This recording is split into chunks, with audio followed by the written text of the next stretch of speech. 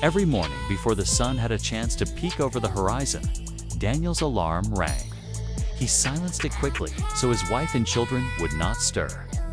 The house was always quiet at that hour, the kind of stillness that carried both peace and weight. He slipped out of bed, careful not to wake anyone, and tiptoed to the kitchen. A pot of coffee brewed while he laced his old boots, their soles worn thin from years of labor. He poured a cup, swallowed it down without milk or sugar, and left it in the sink for his wife to find later. The streets were nearly empty as he walked toward the bus stop. The world was dark, cold, and often unfriendly at that hour, but Daniel had grown used to it. Responsibility did not ask him whether he was tired, whether his body ached, or whether he wanted to stay home. It demanded his presence. His family needed food on the table, a roof overhead, and a sense of stability. That was enough reason to rise early every day. At work, Daniel carried boxes, fixed machines, and loaded trucks. His hands were calloused, his back stiff, but he pressed on. Other men grumbled about the long hours, but Daniel remained quiet. Complaining would not shorten the day, nor would it lighten the load. Instead, he thought of his children's laughter when he came home, the way they clung to him, even when he smelled of sweat and dust.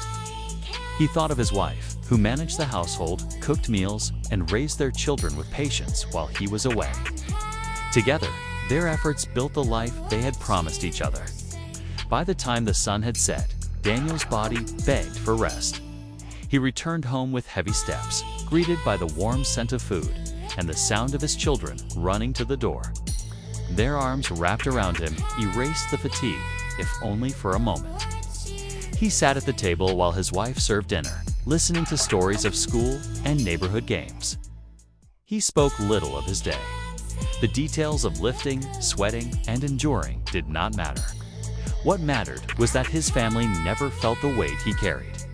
Later, when the children were asleep, his wife asked him quietly if he was managing. Daniel smiled and said he was fine, though his muscles told a different story. He kissed her forehead and assured her they would be all right. She believed him because he always found a way, even when times were hard. When his head finally touched the pillow, Daniel's eyes closed within seconds. The alarm would ring again before long, pulling him back to the routine that defined his life. But there was no bitterness in him. He had chosen this path when he became a husband and father. Rising early, working hard, and sacrificing silently was not a burden in his eyes.